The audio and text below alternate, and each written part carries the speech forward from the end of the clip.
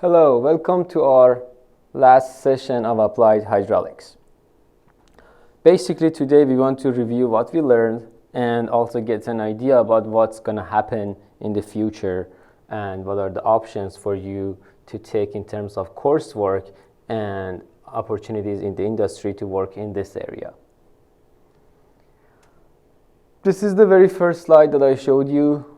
Just to remind you, not too long ago we started this course. I asked you to think about this figure and see what is wrong. And of course we learned that a lot of water is not in a place that it shouldn't be. That's a massive flooding. So we started to learn about the movement of water and the water conveyance, how we can protect humans with flood control measures and by learning the hydraulics equations and rules. So in the first half of the course, we started with reviewing the fluid properties, which basically was the material for the fluid mechanics, but we reviewed it density. Density rho is always mass per volume. We also learned about specific weight gamma being weight per volume. Specific gravity Sg is gamma of something over gamma of water. And it's a very common thing in the world of hydraulics. We learned about surface tension, sigma S, which happens when you have a capillary tube. And then it's a very tiny tube, just we're talking about 3 to 5 millimeters. And if you have water in it, then of course the water likes the molecules of the glass better than its own molecules, so it rises up. And this is because of the effect of surface tension. And later we discussed the pressure. We learned that pressure has the same magnitude in all directions, and also for pressure measurement we worked with manometers. And this figure we're showing a manometer. If we start with tank A on the left, it's basically you write down the pressure from one side, the left side, then you're going down for H1 in the gamma 1 liquid. Because you're going down, it's all positive. But from point 2 to point 4, basically you're going up. So that's a negative thing. Here you have H2 times gamma 2. Then from point 4 all the way to the tank B, you're going again upwards. So, and then this equals the pressure at point B. That's as easy as that. And later we learned about other properties of fluid being viscosity when we started the pipe flow as a problems. We know that syrup or honey are more viscous compared to water. And then we also learned that how it changes with temperature. If you warm the fluid up, then it's going to be moving easier. So it's going to show lower viscosity. And we had an introduction about hydrology, learning about the hydrologic cycle, evaporation, transpiration, condensation, precipitation, and runoff all the way to the ocean. And also we talked about watershed delineations. If you have contour maps with some isolated hills, and then you also learn that you can delineate something by picking the isolated hills and try to follow the ridge lines, so then you can delineate a watershed area. And that's the basic factor for your discharge estimates. When you have Q in terms of CFS, that comes from hydrology, and later we use this in the open channel world to back calculate the normal depth and see if we get flooding in a channel passing in this area. And we also learned about hydrostatic forces. Basically the key application of it is a dam design. When you want to design a dam, you need to know how much force is applied by water to your dam. And that's the very famous equation of F sub R equals to gamma HC, which is basically the gamma HC part is basically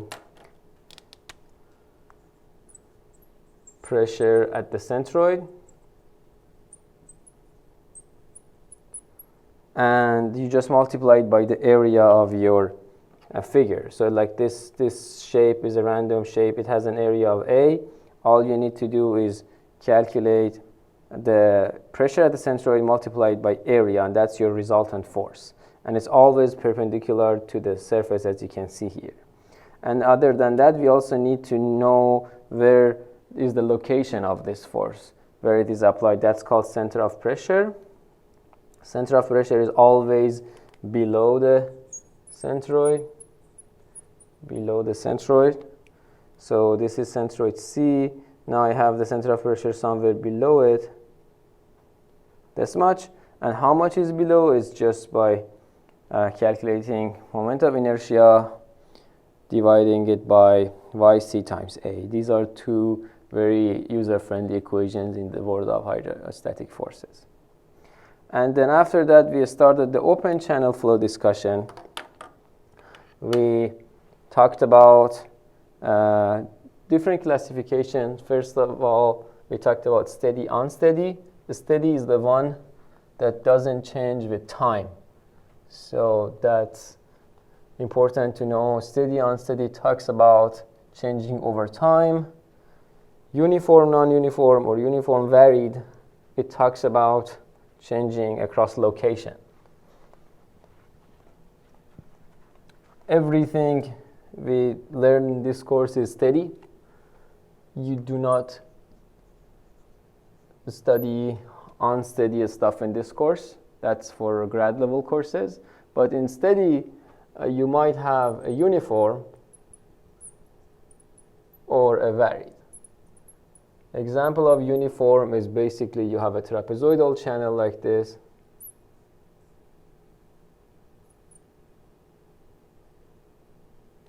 And you're getting same depth across the channel.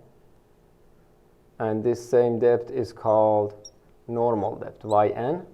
For varied, we had different applications. If you have a sluice gate, then of course before that water is at a higher depth, it's a reservoir, and after that it's at a lower depth. Or if you have a weir like this, then of course water stores like this and then starts falling down. So another application of this is where you have a hydraulic jump. After these, usually you get hydraulic jumps. So all these applications show a change as you can see in depth. So across X, I'm showing different depths. That's why I call this varied. But here in uniform, when you have a prismatic cross section, no funny stuff like this, then water decides to stay at its normal depth. And for normal depth, we worked with the Manning's equation, as you can see in this figure. And very user-friendly equation, except that for finding yn out of this whole equation, you need to usually you need to use a numerical solver or do it by try and error, because for finding yn, it's an implicit equation. And there are plenty of materials. We use City of San Diego drainage design manuals to find the roughness coefficient n. Numbers like 0.017 or 0.013. These could be for concrete channel, smooth or rough. These ranges, when you have rugged earth, then it can go all the way up to 2.1 for earthen channels. But we usually use tables. You don't need to memorize this. And we talked about another classification. This classification is about the ratio of inertial forces over gravitational. That's Froude number, F sub r, but sometimes they show it with n sub f. It's the same thing. Velocity, as you can see in this equation, divided by the square root of gravity times hydraulic depth. hydraulic depth, we can find it from tables, but for rectangular channels, it's same as the actual depth. And a very user-friendly equation for finding a critical depth. We call it critical when this number equals to exactly 1. So in this situation, you have a critical flow, and then that's how you can calculate it for a rectangular flume, or just form it for other shapes if needed. And next, we talked about specific energy. Specific energy is the energy relative to the channel invert. I repeated this several times throughout the course, that specific energy in this course has a unit of distance. So meter or feet is what we use for energy. And that's actually very user-friendly. It allows us to visualize things very quickly. Especially in pipe flow, you can just make a hole, put some tubing, and that is your pressure reading gauge based on the distance that water goes up. So this unit of energy is basically a unit of per weight of the water. And this is the equation for a specific energy. You always have a potential head, y, and also a kinematic term, velocity head, v squared over 2g, or you can show it different ways. A smaller q is always q, discharge per width of the channel. So this has a unit of cubic meter per second. This one has a square meter per second. And if you solve problems that use alternate depths, for example, a weir problem, here you have a y sub 0, and of course after that y sub 1, you will see that in the left side you basically have energy mostly in terms of y. Your velocity term, this is negligible. On the left side, you have a faster moving flow,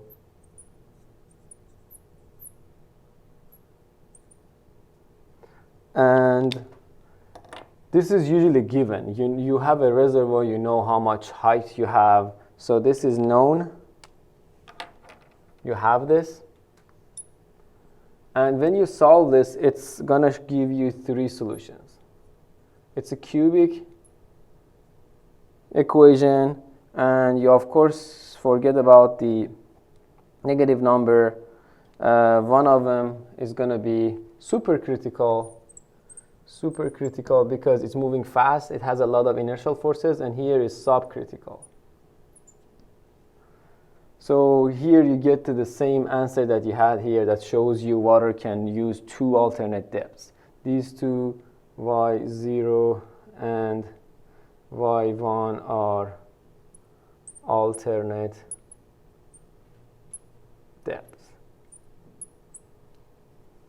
And we also talked about specific energy curve that shows the lower limb of it is the supercritical, and the upper limb is subcritical, and shows for each value of a specific energy, like this value, water has 2 depths, 1 and 2, and these are the alternate depths. We also talked about hydraulic jump phenomena, which happens when you have supercritical, but now you're showing a change in the slope. Because of the change of the slope, the water cannot maintain the energy. So it has to release it to get back to subcritical again. That's y2. You don't see it, so y2 here. Then it's subcritical again. And hydraulic jump equations are very user-friendly. You can solve them directly, no need for iterations. And they're provided here. Also in this figure, you can see that in hydraulic jump, we have a significant head loss. So although between y sub 0 and y sub 1, we don't really assume a major head loss, between y1 and y2, we do need to consider that. And that's why actually a hydraulic jump happens. The water does that to release a big part of its energy. And in the second half of the course, we focus deeply on the pipe flow. For pipe flow, similar to the open channel flow, most important thing is the continuity. And it looks simple, but it happens a lot of time that people don't really apply it. They don't get the idea behind it. So just be aware that velocity is only a function of the cross-sectional area in the pipe. So as long as you have, I can present to you in different ways. So as long as you have the same pipe diameter, so D is same, your velocity gonna stay the same. It doesn't matter how rough it becomes for the pipe materials. So if the pipe becomes aged over time and it's super rough, I'm just exaggerating on the part that is rough, but same diameter, it's just rough, but the velocity gonna stay the same because it only changes with area. So again, V1A1 equals to V2A2. So what's the impact of things like this? Rough pipe, it drops your pressure, not velocity. A rough pipe cannot impact your velocity. It can only impact your pressure because of the energy equation, which I get to it in a second. But before that, a very basic equation that we learned from fluid mechanics is the momentum equation. Applied force is a product of density times discharge times the difference in the velocity. But we don't really use it for solving pipe systems. What we do use for solving pipe and pump system is the energy equation. So as you can see, energy has three terms: pressure head and elevational head, and also kinematic head. And you can add head to the pump, add head to the system by a pump. You can remove it using a turbine, and always you have a head loss because of the frictions and turbulence and things like that. So here you can see in a system, I'm showing like a horizontal pipe. If there is no pump, there is no turbine and things like that, and you're using the same diameter. If you're using the same diameter, then your velocity gonna be stay same. It's horizontal. So these are also canceled and you don't have a device. So as you can see in this example, your head loss gonna be basically delta P over gamma. So that's why when you have a head loss caused by friction and stuff like that, your pressure gonna change. But again, your velocity cannot change. And we also talked about power being a product of head times gamma times Q. That's an indication of how much work the pump can do for us. And always we have something called efficiency. If you provide 100 units of power to the pump from electricity, it cannot deliver all the 100 units, all the 100 watts, let's say.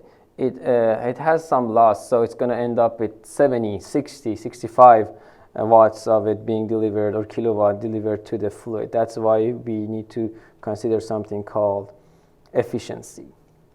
And to learn more about the head loss, this guy here, we first had to learn the Reynolds number. The Reynolds number is basically a ratio of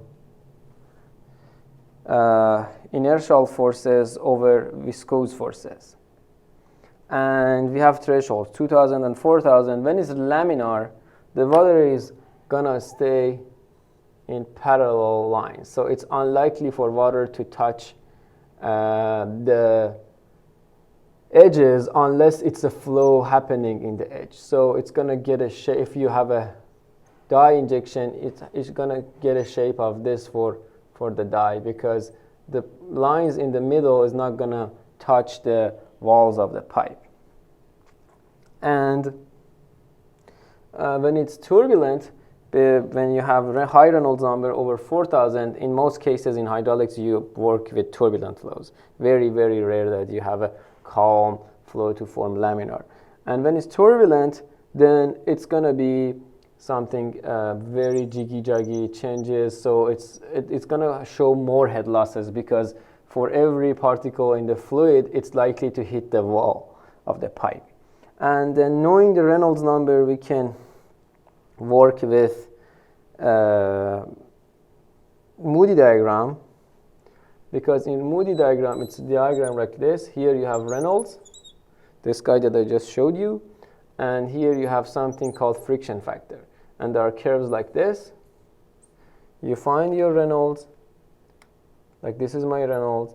These curves show the relative roughness, which is K over D. So relative roughness is the absolute roughness, like this distance, over the diameter of the pipe. So you find your curve, what relative roughness you have, like is this yours, then turn left, and you read your friction factor. Why you need your friction factor? Because friction factor is the last piece of the puzzle for you to get you the head loss. That's F. You have the length of the pipe always, diameter of the pipe, and velocity head. So everything is known. And we learned about minor or local head losses later. Here we're talking about bends, and then additional turbulence here. You have a head loss. Or even sometimes you have valves that are fully open, but the structure of the valve is somehow that it enters flow, and then there is a gate here. So because in order to make it user-friendly and then people can operate with it, then it has a lot of features inside of it that causes additional head loss. So here all you need to do is just find your velocity head, and then there is a K, big K. Then you read it from tables that is provided to you, and you can find the minor loss coefficient. Then we started learning about pipe systems. Pipe systems can be either in series or parallel. Series pipe, of course, if they want to ask you to calculate the pressure drop or head loss, it's going to be explicit, it's going to be direct. You only need to use the Moody diagram once. That's class number 1, but that is not very, very common. It's usually, that's your class 1. We had homework assignment, but when it's asking you to calculate the flow or the design the parameter, then of course you need to do iterations. So for these two classes, we are talking about, let me double circle it, because here we're doing iterations. We don't have the friction factor. That's the issue of this. For these two, friction factor is missing. And you need to work with the Moody diagram iteratively. You usually start with an initial guess like 0.02 for your friction factor, and then you continue with that. You have the F, you calculate the head loss, you check the energy and continuity. If it matches, you're good. Then it's gonna give you another F, and then you put it, with the new velocities, and then or maybe the diameter of the pipe that you're redesigning is going to give you another F, and then you continue the iterations until it satisfies the equations with an acceptable threshold. And we did solve problems for this in the class and in homework assignments.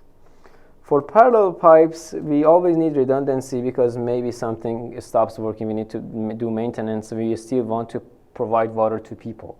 We can't say you don't have water for 1 week because we're doing this maintenance project. Because of that, we do pipes in parallel. It's very easy to understand for Q. It's just the sum of the discharges from the 3 pipes, but it's not that intuitive for head loss. I am repeating this like 10 times and still it happens. I see students are not really connecting to this. Water sets its velocity in a way that it ends up with same amount of head loss across the different branches, and that's what we use to actually calculate the velocity in different pipes. And we did solve an example problem for this. After that, we talked about pumps. For a casing size of, let's say, 10 inch, they provided in different options, the manufacturers. For example, in this figure, they have 5 options that they can put in this casing, depending on how much head you need and how much capacity you have for your required system. Like you're providing water to some parts, you know that you need to have at least 200 gallon per minute capacity. So then with the head of the system, it's going to give you some ballpark. You know that you're in this area maybe, and you always round it up so you don't fail providing water to people. And it also shows different information with green curves. It's showing the efficiency, like 58 is the efficiency of this, also showing you the horsepower. That's the red line here. The manufacturers usually don't make it colorful. It's just one black color, but here I'm showing different colors, so it's easier for education. And we also learned about net positive suction head required to system to avoid cavitation. Cavitation is something that has to be avoided because it destroys your pump, and you need to have a minimum of that in the system so the cavitation doesn't happen, and I get to it in a second. For pump equations, the affinity laws shows if you increase, for example, the rotational speed of the pump, then how your Q, your head, and your power gonna change. And for cavitation, then you need to have available net positive suction head, and that's gonna be more higher than your required, but you always consider 10% safety factor. And you have 2 good things here that are helping you to avoid cavitation. Number 1, if you have pressure in your original tank, in your source tank, that's a good thing. If you are going down after, like this is your tank A, and then you're going down, that's good. Before the pump, they usually do it so they avoid cavitation. That's a very good practice because L1 here is in this down direction. The distances that you use in this course always for pressure related materials and concepts is going down is a positive thing. So if you have this pressurized P, then that's a good thing. If you're going down, that's a good thing. And things that are against you are these 2 guys. Head loss is always bad. If you have a rough pipe, that's a bad choice because the rough pipe gonna decrease your NPSHA, and then it's gonna make it likely for water here to cause cavitation. And basically the water, if it evaporates, those bubbles crack and then it can tear your pump. The other side of it, the last component of it, is the vapor pressure. Vapor pressure is also a function of the temperature, so that's another thing. So if you have a hot water system running, it's more likely for water to evaporate and cause those bubbles that are going to cavitate your pump. So these are the 4 components, and after that we talked about how to work with the pump. You have a pump, let's say it can add 300 feet of head to your water, and you need 600 or 550 or something like that. Then that's when you put pumps in series. First pump, take it up the 300 feet for you, then put another pump at the effluent of the first pump, then it's going to add another 300. That's very, very easy to comprehend. There is nothing really beyond that. And now, speaking of parallel pipes, then you have a pump.